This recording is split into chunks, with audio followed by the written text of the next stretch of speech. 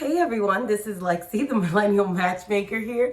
I'm coming in tonight, and as I told you guys, I have somebody here very dear to me, very special to me, a sister to me that I've known now for has been 8 years, I'd say. And we met at work, and it just has been history since. I value her as a woman of God, as just a friend, as a sister, as someone that I go to for advice. She's been married now for what, 10 years? 10 years. 10 years married. Kudos to that. We don't hear that as much. And they're my favorite couple. They know it. I tell them all the time, they're beautiful. They've got the look. They are flashy. They're the ones, if you see Lennox Small, you think, woo, who's that beautiful, fine black couple? You got the wife that's always in her heels, always in her clothes, always looking banging. Her husband's tall, dark, and handsome, successful, looks great. And both of you guys why you look shocked? I'm describing you two. So, and then beautiful daughter as well. So we got some real questions about this, Okay. From a woman that's been married in the Atlanta scene, having a husband in business and you being in a corporate yourself as an accountant, very successful. How is it being married today? I love being married. I always tell my husband, if I'm not married to you, I'm married to someone else because I love being a wife. No, I love being married. I think it's the most stressful way to live your life in regards to comparison to the single life. I was single many years before I was married. So I do love being married. I love, I'm kind of traditional modern. So I love the aspect of cooking dinner and having someone to share my life with, the good and the bad. And I love being a mom, and it all just comes together for me. Great. So in the modern world, what advice would you give to women? Like, I know that you guys do vacations and you guys try to keep the love alive. What do you think is the key factor, what keeps you guys going so hard in all of this dating world and all these other women and you having all these other men and things that are going on today in the modern dating world? How do you guys stay focused on each other? I would say friendship and having some sort of spiritual life, whether it's meditation, whether it's prayer, however you connect to someone outside of your flesh. But I would definitely say friendship and laughter and sex and eating and things that make you laugh, whether it's watching your own shows or just having that foundation of friendship as if you were in college or high school. I would definitely say friendship. Beautiful. So keeping it sexy, that's a great thing. So how is it that, I know for you, like you say, that you always keep your hair done, you always keep your nails done, you always keep yourself up. Is that really a factor? And ladies, we want to really know that, because I know I'm somebody that likes to let my hair down and be in my sweatsuits and take my wig off and do things that might not be so sexy. How do you feel about that, being married with a husband? That's something that I promised myself that I would do before I was married. Obviously, when I was single, I used to look raggedy. Whenever my emotions would speak, just I don't want to get up, I don't want to shave, I want to keep a bonnet on. But in a marriage, I do try to keep it above ground. If I'm in a scarf or if I have my hair up in a bun, in a messy bun before he comes home, I do try to spoof it up a little more. I think he appreciates that as a young man in Atlanta in a very competitive market when it comes to women. Right. But obviously it's no love lost if I'm looking raggedy. But I think it helps a long-term relationship if you keep it just being lovership and being lovers. Even though we're friends, we're also lovers. And it helps sexually. When women tend to gain a little more weight or you're just getting older and your body's not the same. But I think it helps yourself just to be more confident when you look your best, when you put on lashes or get your lashes done or makeup or lip gloss and not just look dry. Right. Like you've been dehydrated for a couple of days. But I definitely think it helps to maintain yourself as a woman. In regards to if you were dating, you would probably have on makeup and keep yourself up. It's the same as a marriage. Like, you can't let yourself go. Beautiful. That's great. And yeah, I remember that. So, if obviously you've seen me through 2 huge relationships in my life, marriages. And I want to talk a little bit about like what you touched on. being lovers and not letting your man be your girlfriend. So that's really where we want to take it tonight. How is it, and what do you mean when you say that your husband is your lover and he's not your girlfriend? Can you talk? It was probably, what do you call it? Trial and error. For many times, I think I've been through many friendships, friendships that are not here anymore, friendships that, that are still remaining, like my dear friend Lexi. But sometimes you find that you need a girlfriend and you try to make your husband your girlfriend. Not necessarily your girlfriend, but talk to him about things that you would talk to your friend about or your sister about. And he's not your girlfriend. He is your lover. And when you go in that perspective, you're always you always want to be in a desirable mode, meaning that, sometimes, for an example, I can give you a personal experience. Usually, sometimes when my husband, I know he wants sex, I'll go take a shower and put on perfume. I don't have to. And that's kind of stagey, but that makes me feel like I'm desirable and I'm dateable. Lexi and I touched on, walking around in like pajamas or cotton flannel pajamas or that was me. Or cornrow braids. Yeah, so tell the story of me. Go on now. I like to be as candid as possible with my listeners. So I would love to put me on display. What did you see? Well, we all know that my sister's beautiful. But one day I came over here and her significant other was here. And obviously she was very comfortable with him. They were in love and he loved her regardless. But she had her wig off and some cornrow braids. And I think you had on a gown and you were like cooking breakfast. And I was like, that's a no-no. So you never ever, and that was great advice from you, and I was shocked to hear that because most women, we feel like, first of all, I learned from you, no wigs. So no. Ladies, let's just be real here. The wigs don't work unless they're on, and there's hair left out. There's hair left. I just, for me, I did wear wigs when I first had my baby, but they definitely were sewn on. I don't like the whole fact of taking them on and off. I think your husband doesn't know who you are, like one minute, make up to it. Like 1 minute you have hair, and when you get out the shower, you got braids. You're bald. Yeah, so that does not work for my marriage. But I mean, obviously, you're loved unconditionally. You have to do what makes you feel comfortable. But I know my sister. Yes, and I think she was just bugging out, so I had to check her on that. And like, hey, you might want to go back. And she has beautiful hair, but obviously, as Black women, right, we our hair is really sensitive and we can't put a lot of heat and things on that, so we have to do the precautionary measures to keep our hair healthy. Right, wigs is one of them. And going out in the rain is a problem, and going swimming is a problem. Absolutely, and working out getting in the shower is a problem. But I definitely think you should talk to your significant other to see, not to get his approval on your hairstyle, but obviously if my husband was going bald and he got a toupee that he took on and off, I'm not really comfortable with that. So I kind of put that in the same area. And I think 90% of men, especially if you're a swirler, then it really is a whole new world of hair, right? Because at least Black men understand what's going on up top. Right. When you're going, Hispanic or white or, brown, they're like, what happened to your head?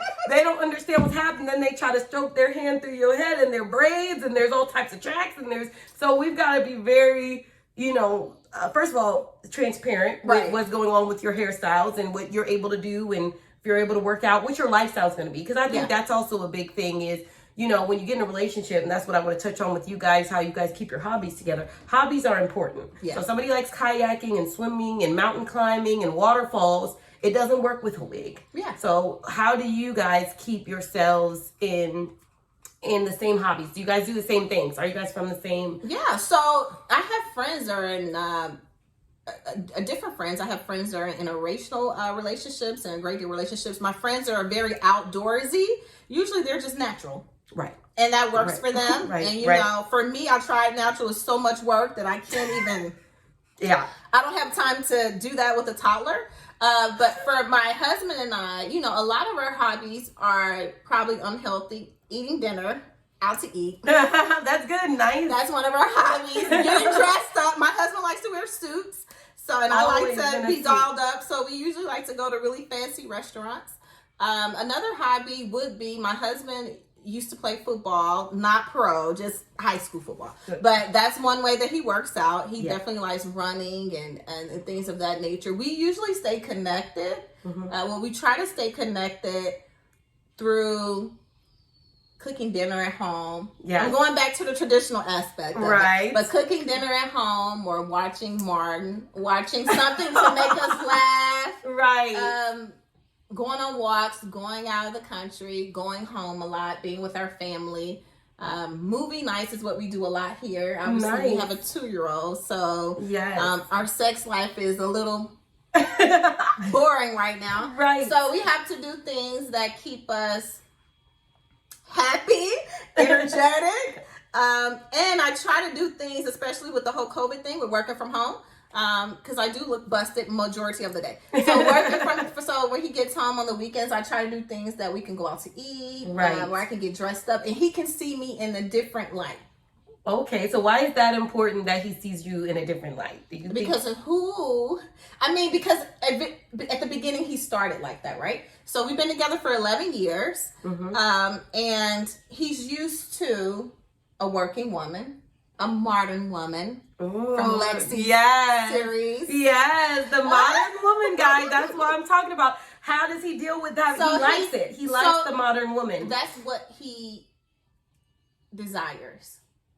So even when I had a baby and I thought I wanted to be a homemaker and stay at home, and I could tell the change in my husband. Right. He still loves me unconditionally, but that's not originally what he desired in me. Okay. And so for our marriage to stay healthy, it's important for me to still maintain a sense of that as well. Right. Because sometimes when you get tired or you feel like work is overwhelming, because I do work corporate, and I'm an accountant for corporate. So when you feel like work is overwhelming, then being a parent and a man can never give 100% as a parent the same as a woman, right? Right. So you do feel like, okay, well, it's okay if I don't wear makeup, it's okay. But I mean, if he feels like you're the most beautiful, not saying that he doesn't love you, but it's the same as him. Like, I feel like he's the most handsome when he's just got on some really nice smelling cologne and in his suit and he's going to shaved, work. and it's like, ooh, I'm dating again. So Right. it's the same For you. for me, so I try to maintain a sense of that and keep that in perspective. So what helps that is for him to take me out on dates. Obviously, we have to go on dates with the 2-year-old. Oh no! But it's still great. It's still great. It's still great. It's a family. And she needs to see that dynamic of love. So it's still great. We're still bonding. We're still doing something. I still get a chance to be dressed up. And so that's one reason we're able to stay connected. We still try to keep it afloat.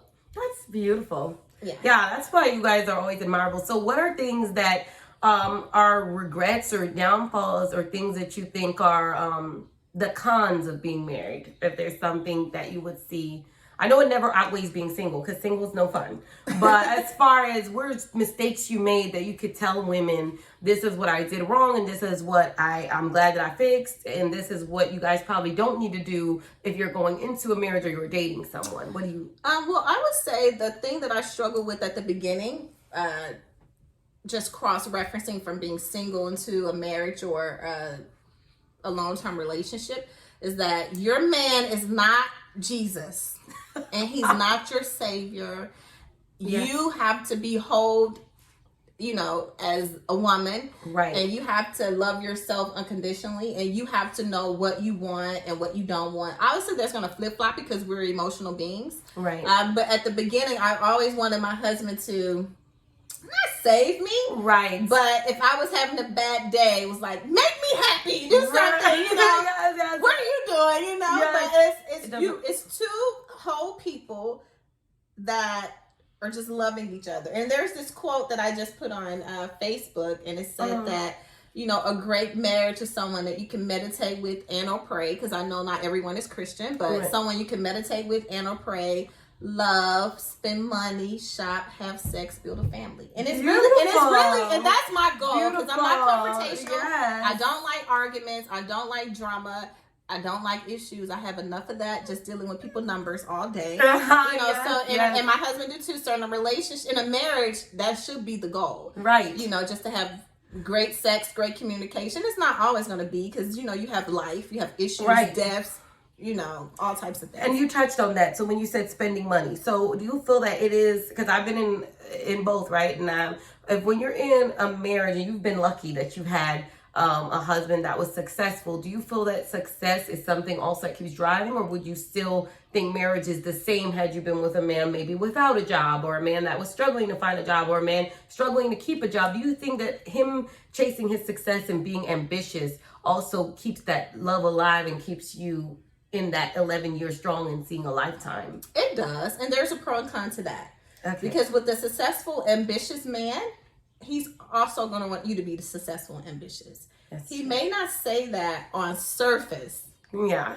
But the communication will start to fall apart, because he's out meetings, shaking hands, making deals, catching sharks or whatever they say. Yes, The fish in yes. the sea or whatever. You Yes. don't kill a fish you don't eat or whatever. Yes. He's out doing all Shocking. these things. And then when you come home, you're like, oh, so, yeah, the toddler, You have nothing to talk about. You have really can't nothing to keep talk. up. So it depends on how you guys met. And when he met me, I was ambitious, and I was a modern woman, like you like to say. The modern. Sometimes that changes because you get tired, but that doesn't mean that you're not that anymore. Right. So even you told me I need to step my game up and do more. Yeah.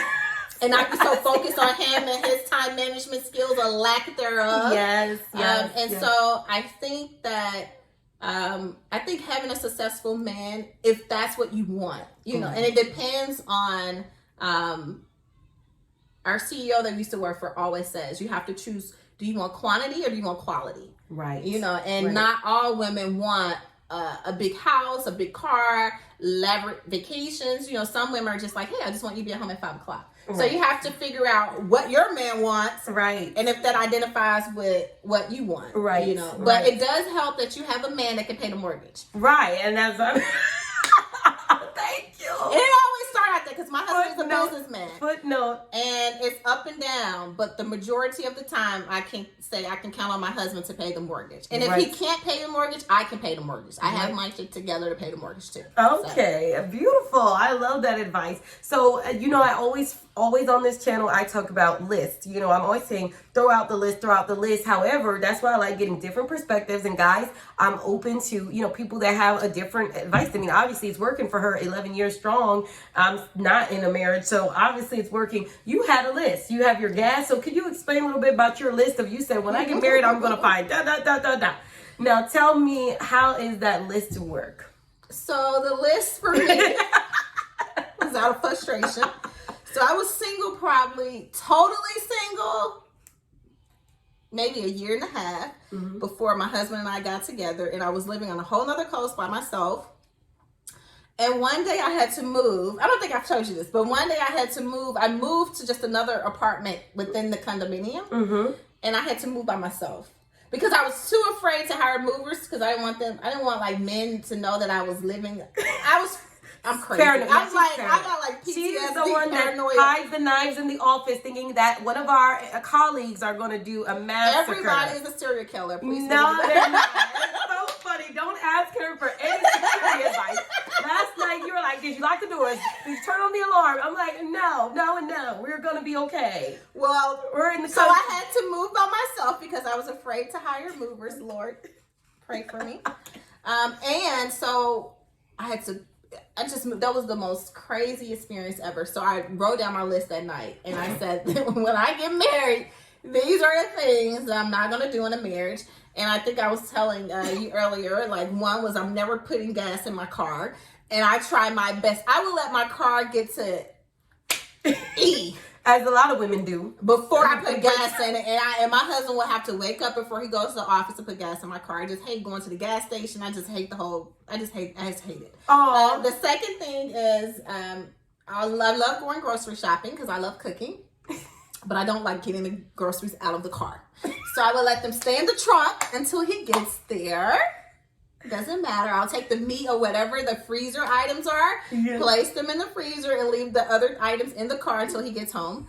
The third thing is I hate building things because when I was single, I had to build an entertainment center for my television. Right. And literally, I thought it was built placed the TV on it and it fell apart. So I always have one nail left. You know how they give you the pack of nails? You never have any because you can glue. Yeah, I always have some left. I think you're supposed to use all of them. So No. I hate building things. The garbage. I hate touching the trash. I mean, obviously, these are all things if you were single, you would have to do. But marriage is also a luxury of having a co-partner. A big luxury. To kind of meet you halfway and doing things that you necessarily don't want to do that he doesn't care about doing. And what's his list? He's not cooking.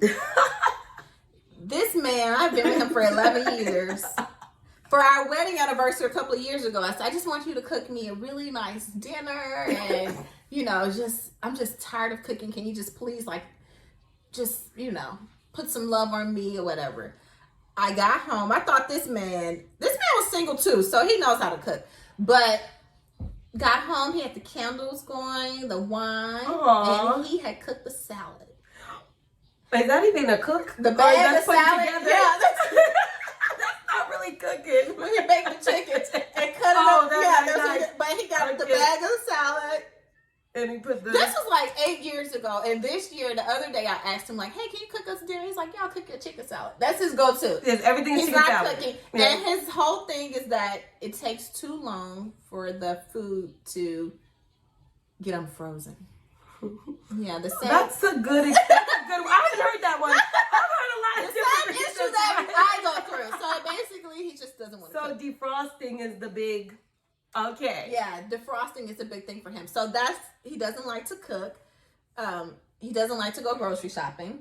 If I send this man a list of items, it could be 4. I have to send him with a picture of the item and the aisle. You know how you go on, it tells you what. Yeah. Everything. That's not his thing. He's not cleaning the toilet. Oh man, they'll say you gotta be the clean, the cook. So still traditional. Still traditional. So it's pretty the traditional things, the domestic things that a woman's supposed to be doing. He expects that from you, and you do that gladly because you're a Southern Memphis, Tennessee woman. So so that comes naturally for you because you love to cook. I mean, I get the best Southern meals at your house. Like that last Thanksgiving I had, delicious. But and you do more of the things that's the traditional male things, the taking out the garbage, the pumping your gas, which that's very romantically that's a luxury item because most women are pumping gas if you go to the regular. I'm not doing that. That's so good. Okay, good. So that's a good one. So now I'm gonna ask about what is he on to you about? Like for the modern woman to know, working out. Won't even. That was quick. And I probably have a dumb. You guys are probably saying, "Oh, her husband is so dominant and so." Listen, my husband is on me about working out. Wow, ladies. My child is 2 years old. I'm still struggling with baby legs. And does he take that excuse of the 2-year-old having a baby? No. Do men care that you had a baby? And he's not taking the excuse of me going to get surgery. Oh, that's a like good that's one. cheating. That's a good one. Because his thing is, okay, but what are you going to do when you have to lose the weight again? Right. So his thing is just be healthy. Right. And my husband works out every day. Right. Literally, he's the man that gets up at 5 a.m., runs 2 or 3 miles. And still has to go to work and still has to go to work. So, and he was an athlete most of his life. So he's very disciplined. And so we talk. He's very careful with his words. Yes. But I think that if I worked out and I was very dedicated to it and dedicated and consistent about being healthy, I eat totally healthy, but I don't work out. And so if I walk, but if I was like, I think that's a way that we could bond too. If I did workouts with him, right, we would probably have the best sex ever. Right.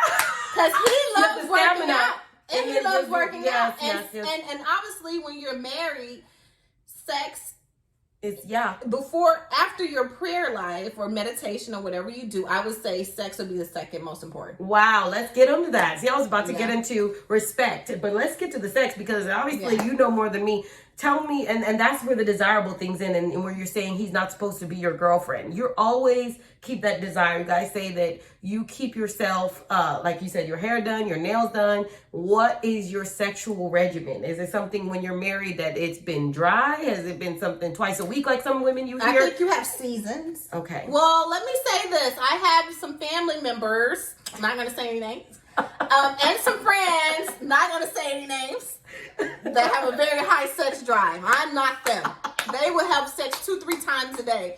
I'm still trying to figure out how. You're like, You know, for me, you know, I'm not 2-3 times a day. I don't think my husband is 2-3 times a day because he's so busy. right. But I think, you know, from what my husband has told me, 3 or 4 times a week is healthy for him. Okay. And so, you know, Which is still a good amount. That's a lot which for is a someone good amount, for 11 which years. is hard in a marriage. Right. Because you go through ups and downs, and there's some, you know, my grandmother used to always tell me, like, there's seasons you're going to be in love, and he's not. Right. And there's seasons you're going to be in love, and, you know, he's in love, Right. and you're not, you know. Right. And so, obviously, all of that affects your whole sexual life. Right. Especially me, because I'm an emotional person, so what drives me Right. with sex is how we connect. So, if we're not connecting, I'm dry. I'm not Right. even, I don't even have sex with you. But there's Right. I have some friends that they're like, I don't care. I want to have, you know, Yes, they're yes. sexual people. So for And us, some women get aroused from arguments. Which yes, is unhealthy some women get you know, I can get aroused from, you know, our disputes, not toxic. Anything toxic that is emotionally draining, I'm drained. And I don't want to be around you, you know. Right, so I think right. it depends Yeah. on who you are as a person. Right? Which is positive vibes. You're so positive vibes. And I think that's another Yeah. thing women look at. There's so many miserable, and I don't like to put down women, but you see some women that are Debbie Downers. Yeah. That are angry. Those women usually aren't successful in relationships, or the marriage is just the man is just unhappy. So I think that your positive energy, don't you feel that plays a good role? Because even at the office when we work together and every day, I'm the you're annoying, like, I'm the annoying "Hey, person. everybody, how's it going?" annoying And person. you're just smiling and always like making coffee and always crying. I don't think I've ever seen you just having a mental breakdown unless you're pregnant. That was the only time where it was just out of Worse. control for pregnancy. Yeah. But in the 8 years we've known each other, you are smiling, you're bubbly, you're the same tip. And I think, don't you think that has something to do with a successful marriage? My husband, you have to interview him too. I don't know, you know, he's an introvert girl. I might. But That would be good. My husband, that's the number one thing. If I asked him, why are you still in love with me? Yes.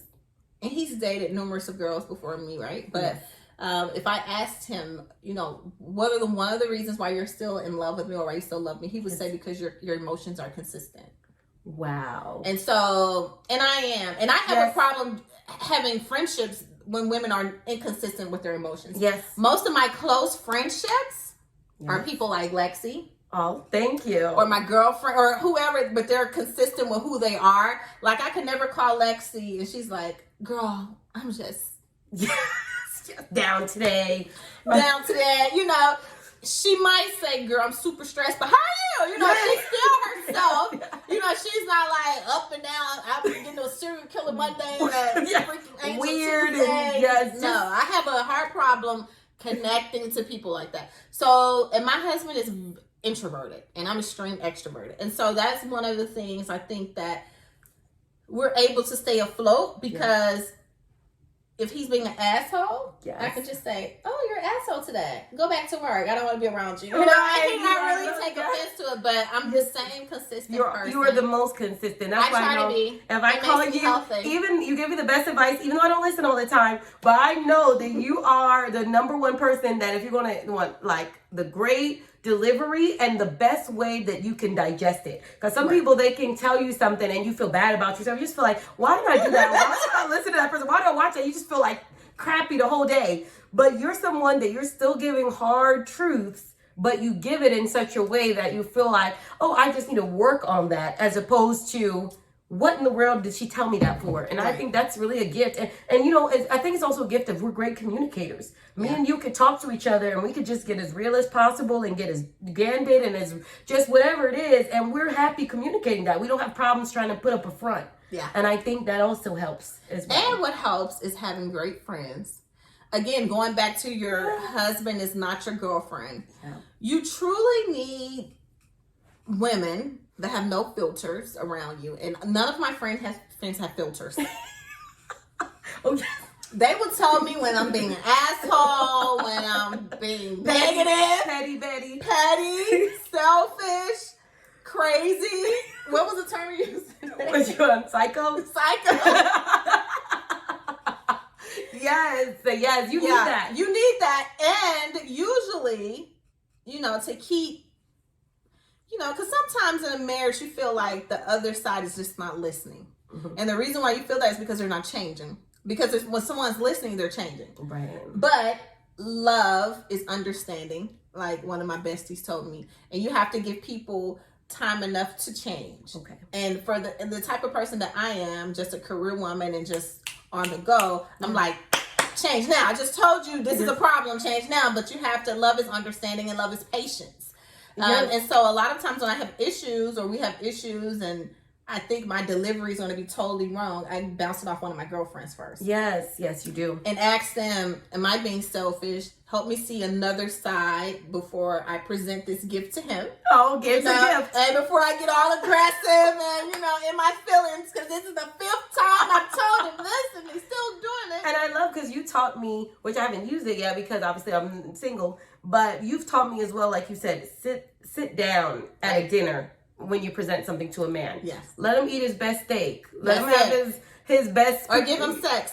Do something to relax. Whatever, And my husband loves space. Okay. He loves his space. Right. He loves, obviously every man loves sex. And he loves food. Right. So I've learned over the years that it's just talking with my girlfriends and with other married women that the way you present it is sometimes the key to your partner listening to you. Right. Right. So my husband knows I'm very affectionate. So if he rubs my head and makes me laugh and talks to me for hours, he could say, I don't care if his request is, I want a steak every breakfast. Like, he's getting that steak. Right. So it's the same with the man. So I know that for him, if I have something that's true to heart, that I feel like is, the lifeline to continuing our relationship as parents, as a married couple, I've learned to either feed him, or take him out to eat, and said in a very mild way, because my husband doesn't get with the whole aggressive, which most men don't like that hyped up woman, right? Which I had to turn it down, right? Because I was on the high. I was on the high, and it's an active.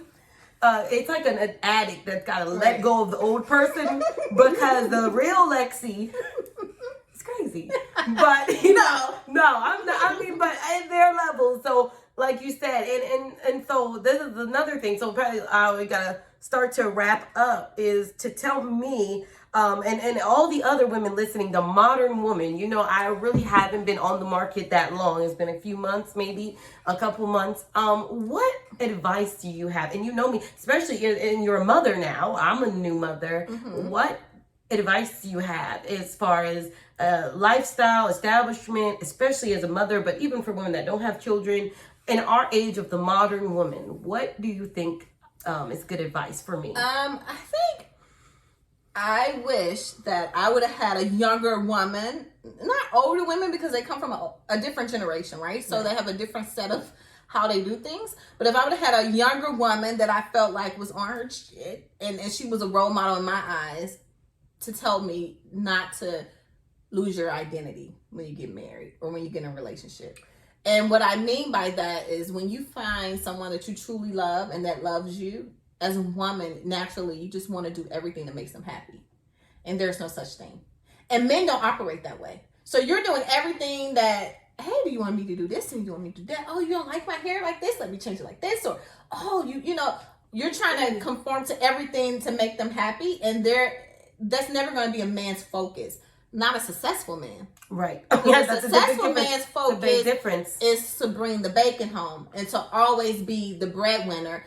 And for his family to never be homeless. That's so true. That is so you're doing all these things to try to, make him happy, but he's already happy with you. If a man makes you his wife, you're his wife. Right. And he loves you. It's just now about just bringing the two lifestyles together. So that's something I did for years at the beginning of my marriage. Like I would cook consistently every day and, try to be, this perfect wife. There's no such thing. I remember. There's no such thing. And really now as a mother, I'm trying to do a lot of things that I should have did back then, whether it's me being a children's book author or being a consultant with accounting. Tell us about real estate investor. Tell us about your book. We can't wait not for it published to yet, come but out. it will be published soon. Yay! So I have, I wanted to write a series of books. It's called Love Mommy Books.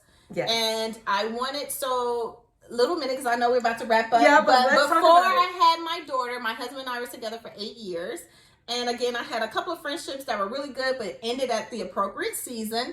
And 2 years before I had my daughter, I prayed that God would bring me a little girl as a best friend. Aww. And so a couple of months ago, my child is in daycare. I'm a modern mom. I'm definitely a modern mom. Yes, Nanny's daycare, anything to relieve my stress.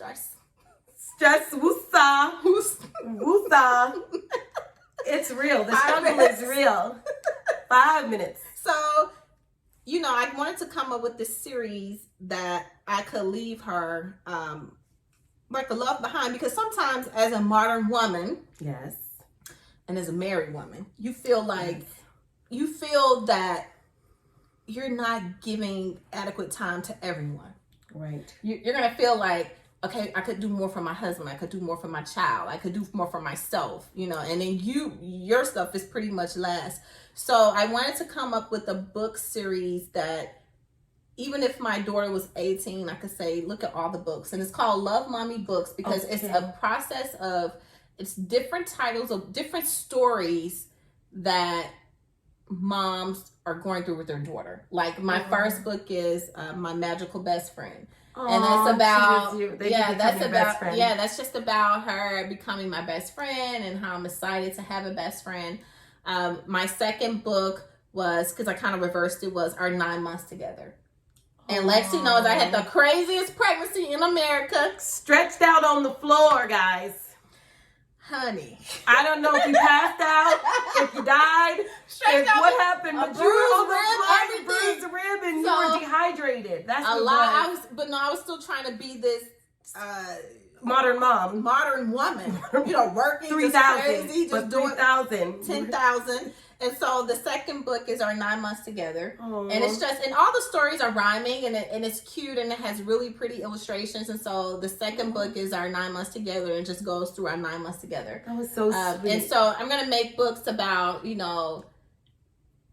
Saturday morning coffee. When she's like today, I'm drinking my coffee and she's drinking juice and we're just looking at the laptop. So I want to make books that are not necessarily like in magic land, but that are magical enough and that she can read 30 years from now and say, oh, I remember when my mom and I used to go to Target. Oh, and those are the little moments, right? Yeah, and I want to document the little moments. Right. Forever books, for me. So, and that's what I want to bring you back. I want to bring you back when the book is here. I want to bring you back so we can speak of motherhood, which is a whole new journey for women that are mothers and single, just motherhood in general. How affects your marriage. Yes, that's what we got to get on to motherhood. We got to talk about that. Sex life. How it affects your sex life and how important children really are in the marriage, because we talked about that. We got to get that on another subject, that children really is when the relationship begins.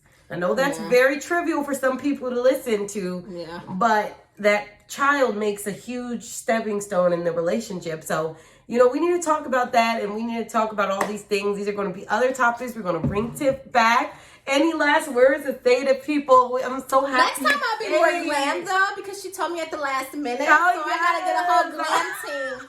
I'll be more glam next time. Oh, guys, you were beautiful. You were beautiful every day. Bye, guys. Have a good one.